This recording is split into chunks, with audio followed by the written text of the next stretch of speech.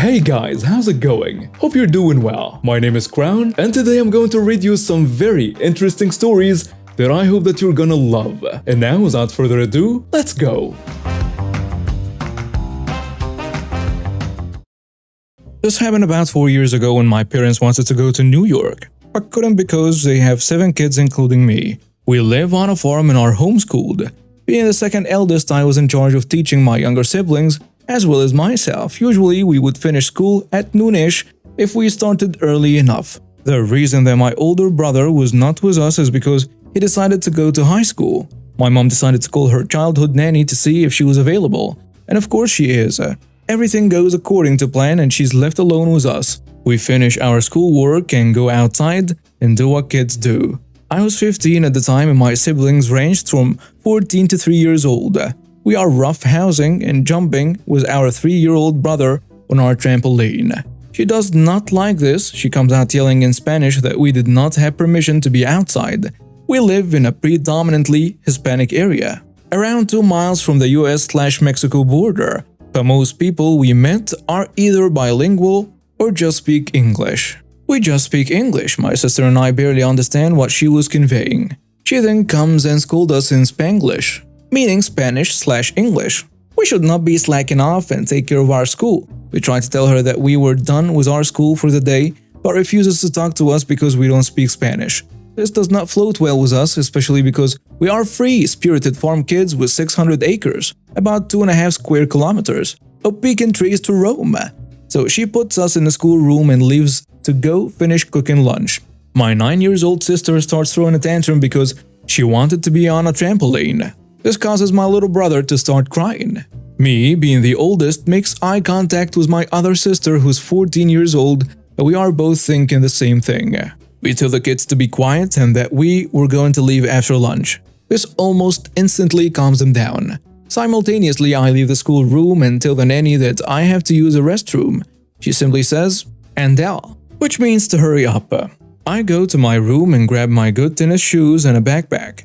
Then go to my little brother's room and grab wipes and diapers just in case. He's potty trained, but you never know. I walk back through the kitchen, hiding the bag best I can, and make it past her flawlessly to the pantry, which is around the corner from the kitchen. I grabbed a whole bunch of apples, bananas, and pears and threw them in the bag. Left the pantry and went back to the schoolroom. With impeccable timing, she then calls us to the kitchen to eat lunch. She gave us soba, and that's it. Just soba. For those of you who don't know, soba is like watery rice. It's a bomb, don't get me wrong. But feeding a whole bunch of kids a single bowl of soba and not allowing them to get any more is not very filling. We act like it's fine except for my 9-year-old sister and my little brother who say they want more. She responds with a simple no before they start crying, and we quickly grab them and tell them that it's all okay to remember what we said earlier. My youngest brother was a little bit harder to convince though. After we finished, we went back to the schoolroom, opened one of the windows, quietly removed the screen, and all of us started climbing out of the window. Our plan was to walk to my grandma's house, which is about a mile away, which we've done numerous times but without our baby brother. I just realized that this whole part is the first day, so I'm going to fast forward the rest of the week. Just imagine her cussing out in Spanish when we get home, and when my little brother goes to lay down for a nap and starts crying, she beats the crap out of him with a belt on a 5th day. After I hear her going ham on my brother, I'm at my wit's end. She walks out of his room and we're face to face. I was taller than her at the time due to the fact that I was abnormally tall for my age, and she was abnormally short. She tells me to move and yells in my face. Well, she was still holding the belt. I got so angry that I sucker punched her right in the eye socket, and she went down. When she got up holding her head, she was crying profusely. I felt no remorse. I spat in her face. To this day, I don't regret it. My parents got home the next day, grounded me, and forced me to work on a farm instead of doing schoolwork. I didn't mind it much because I'd rather be hoeing weeds out in a ditch than doing school. You thought that was the end? This is just where it gets spicy. About 3 months later, my parents want to take another vacation. Oh, but this time it's on business to Atlanta, Georgia. They didn't want me to break the nanny's eye socket again, so they took me to my grandma's house that was approximately 40 minutes away from our house. Not the same grandma's house that was mentioned in the beginning of the story. I will get daily calls from all my siblings crying about how horrible she is. About 3 days in, the calls stop. I don't really pay much attention to this as I'm preoccupied doing chores for my grandparents. I later found out that she took the home base of our home phone and hid it because my siblings were making too many calls. Apparently, my sister, who is 9 years old, witnessed her hit herself repeatedly in the side of the head, took pictures of it with her phone, and sent it to my parents. She claimed that my sister, R, who is 14 years old, hit her in the head. My parents obviously knew something was up because my sister wouldn't hurt a fly. They had to end their business venture early and returned home and kicked the nanny out of the house. My mom got the stories from all of us, including me, and concluded that I never hit her and that my sister never hit her. Me, being the intelligent little 15-year-old I was, exclaimed to my parents that I wanted charges to be pressed against her, and my parents refused to press charges against her for some odd reason. So I took matters into my own hands and I called the cops on her and claimed that she was an illegal alien harboring herself in the US. What I didn't know is that she actually freaking was. I just wanted to get her in trouble, but ended up making her lose her entire livelihood, and she was deported back to Mexico. This happened about 15 years ago, relatively early in my career as a web developer/software engineer, so some details are not remembered precisely. Names changed and so on. Anyway, I thought I had landed a dream job at a small media company that had gone all in on digital media and marketing a few years prior and had started to land some big clients. Think NHS and so on. The team consisted of 2 owners, we will call them Jeff and Nige. Jeff was a light-hearted, approachable, and more tech-oriented member of this double act. Nige was a straight man, less approachable, and less likely to join us in any social antics, but ultimately a seemingly decent guy and the main driver of the business. In addition, there was an office manager, James, who also was Nige's other half, and Rachel, an office assistant and a good friend of Nige. The rest of the workforce made up the media team, which consisted of a senior and a junior designer, a senior and junior developer, and me, another senior developer. What made this a dream job for me at the time? Well, on top of the fact that they were doing some great work with what was at the time cutting-edge technology, it was an overall great place to be. Flexible working hours, lots of holidays, and lots of social events. To give you a better idea, most lunchtimes, Jeff and the media team would all go out for lunch together, or play a FIFA tournament, go to the pub to mop on a new idea, and so on. Most importantly for this story, every Friday we would all finish an hour early at 4 p.m. instead of 5 p.m. and head to the pub and have a couple or more drinks together. It was a very open place to work at the time, and the 2 owners were clear on how they expected the business to expand and our future positions within such an expanded company. Basically, all the guff any potential employer peddles when you interview, but we were actually doing it and living it. They were receptive to new ideas or different ways of doing things, and regularly included us in sales meetings, and we could see the direction the company was going in. Everybody who worked there was excited, and I honestly thought I would be there for the rest of my career. Things, however, change. As time went on, the company became more successful, and with more success came more recognition, more clients, more money, and greed. I won't go into too much detail, but by the time of the main event in this story a couple of years after starting there, this once open and relaxed workplace had become hell. There were no longer flexible hours. You had to be in at 8:50 a.m. to get ready at your machine, and you didn't power down until 5 p.m. at the earliest, unless you had been asked to stay late to turn out more work, unpaid by the way. No more lunchtime socials. There was a lunchtime rota that stated who could go for lunch and when, so we could no longer take lunch together. Despite the ever-growing workload of more complex and larger websites, no new members were added to the team. Even when the other lead developer left, no replacement was found. On top of this, despite the growing workload and shortening deadlines, promises of raises and bonuses never came to fruition, which was especially galling when coupled with the fact both owners were by now getting a new car every 6 months. Nige also made it clear that with the success of the company as it was, his plan was to sell it at the ripe age of 45, I think, and semi-retire to a life of travel, writing, and photography, despite being mediocre at both. Was that a second thought for the rest of us? The business was now being run in a manner that allowed the owners to line their pockets with as much cash as possible whilst also making it look like a good takeover prospect. The only perk that remained was a 4 p.m. Friday finish, which by this time, instead of all going for a drink together, we just went home early. Morale was low. One Friday afternoon, Nige, Jeff, and James went to visit a prospective client. Rachel was off for some reason, which left nobody in charge of the office. Expecting the usual early finish, everybody had completed their work by 4 p.m. But having not received any word from the owners, we hung on. At around 4:50 p.m., there was nothing else to do. We collectively decided to screw it, lock up, and go home. Apparently, at about 4:51 p.m., Nige had tried to call the office, probably to tell us to go home, but of course, we had already left. Monday morning, every one of us was called into the main office, giving a bollocking and told that a planned upcoming social was now cancelled. It probably already was anyway, but why not use it as a punishment? And that our wages were going to be docked for leaving early. Now, here in the UK, it's naughty to make deductions from a salary unless it's for some legally mandated reason. Example, taxes, national insurance, student loan, and so on. Or unless the employee has given explicit written permission. So I didn't think this last threat would actually happen.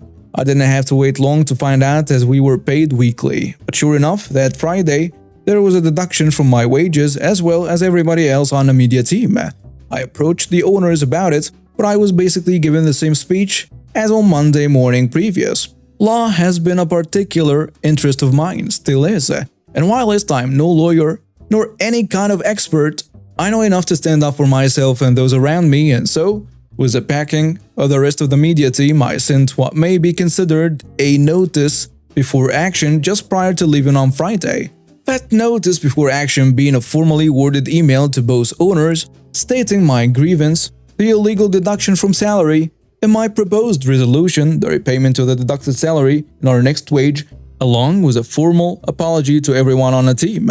Failure would mean the engagement of legal services. On Monday morning, the owners arrived late, and instead of Nigel's customary visit to the media room to ask how we were, making sure we were slaving away, they both retreated directly to their office and shut the door. This was shortly followed by an email to us all stating that due to my threat, and after taking legal advice, they had been told to cease direct communication with any of us until the matter was resolved. The resolution they wanted now being a full apology by me to them and the agreement that salary should remain deducted and any communication should be via email. Now, I'm reasonably sure they hadn't had any legal advice on the matter, or if they had, it was crap. Firstly, a decent solicitor would have told them that they were idiots for doing what they did and to give the money back and apologize. Secondly, because the entire point of a notice before action is to try and find a resolution prior to taking any legal action, in closing up shop in this manner, they are practically forcing a legal engagement.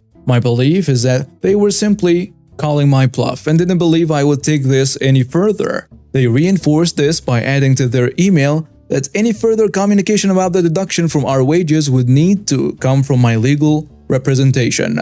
I, of course, was not bluffing and complied with their request. But they didn't know that a member of my family was not only educated in employment law, albeit not an actual solicitor, but also a union representative at another company. So by the end of the day, a legally drafted letter arrived on the owners' desks laying out the illegalities of what had happened as well as the expected timeline of events going forward. Within 30 days, I think, we were to have had a formal meeting between the owners and myself, with me entitled to legal representation present in that meeting, and with the expectation that my demands in the NPA were to be met, as they had no defense. Should that not occur, this would be going to a tribunal, or maybe even full court with the company liable for expenses. It was a slam dunk, so they would end up with a relatively hefty bill. Instead of folding as I expected them to do, this led to them doubling down on their stupidity. Their door was permanently shut with very little direct communication between the whole media team and the owners, with it mostly being done by email or via Rachel and James.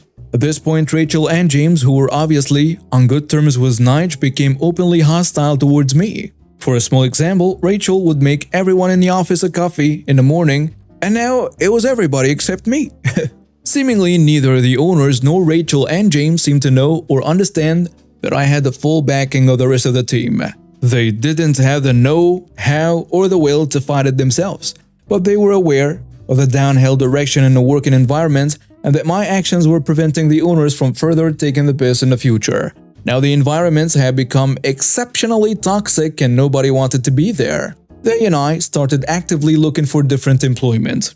If I remember correctly, an extension was requested and granted, but the deadline for the aforementioned meeting came and went, so my representative sent another formal letter to my employer stating that we would be going to tribunal. It also now stated that I would be leaving the company immediately and I will be claiming constructive dismissal due to the actions of the owners, James and Rachel, which had all logged over the previous weeks. The only result of the extension they requested being an extra few weeks of workplace bullying logged. Receiving all this was the last straw and the resolve was broken. An apology was sent via email along with a promise that the money will be returned in our next paycheck. I'd had enough, however, and I immediately handed in my notice, which I believe was 4 weeks. I hadn't found another job, but I had decided to move to the city anyway and go freelance. Before my notice period ended, the junior designer also handed her notice in, also to go freelance, and within a few months of me leaving, the junior developer and the senior designer had done the same. The business owned by Jeff and Nige was essentially dead, with many of their existing clients seeking us out to continue doing work for them on a freelance basis. I learned that Jeff and Nige eventually had a falling out, with Jeff resigning as a director and becoming CTO at another tech company. Nige renamed and rebranded the old company and attempted to carry on somehow, but to this day, the examples of work on their webpage are still the ones we made 15 years ago. Most of them aren't actually his clients anymore or are defunct. I also later learned, as we all had suspected, that Jeff wanted nothing to do with the wage deductions and so on, although I'm not sure how hard he fought against it. Although I've not physically met them since the day I left, I am connected to everyone in the media team and they are all doing well. Jeff also reached out a few years later and he's doing well too. As for Nige, James and Rachel, I have no idea. Rachel was close to retirement anyway, so I guess she was reasonably fine. Looking at the public details of the business Nige now owns, it's clear that none of them makes any money and his travel and photography blogs stopped being updated a few years ago. Nige's and James as his partner plans to retire early and travel the world are probably now permanently on hold, as is his penchant for a new car every few months, and the amount deducted from our wage over which Nige lost his business and planned future, £6.8.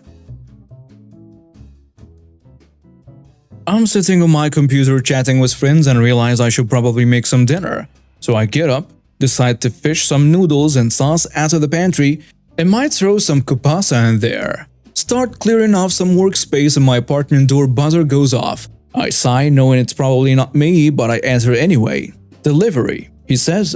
I didn't order anything. No, wrong buzzer. And I hung up.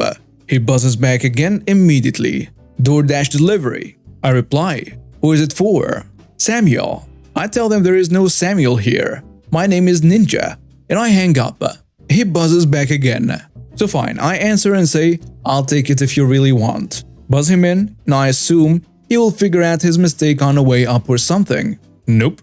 He comes, drops it off at my door and knocks. I don my mask, open the door and tell him to take a picture of his delivery because someone's about to be pissed. He does so and walks away. Now, I don't blame him for a second. Delivery drivers, especially third-party services, get paid absolutely peanuts. Every second he's not driving is lost money. If my address is the address on his phone, he did his job. I take the very heavy bag into my house and plop it down on the table. I unwrap my loot. A can of soda, an order of sweet and sour chicken bowls, an order of ginger beef, an order of gyoza, and a small wonton soup. I'm Canadian, of course I feel a little guilty, and this is too big of a free buy. But I literally told him 3 times that it's not mine. My headache I've been fighting off all afternoon is thankful to not have had to cook, but someone else has essentially inherited my headache. And now we have reached the end of today's stories. Thank you for watching and see you next time.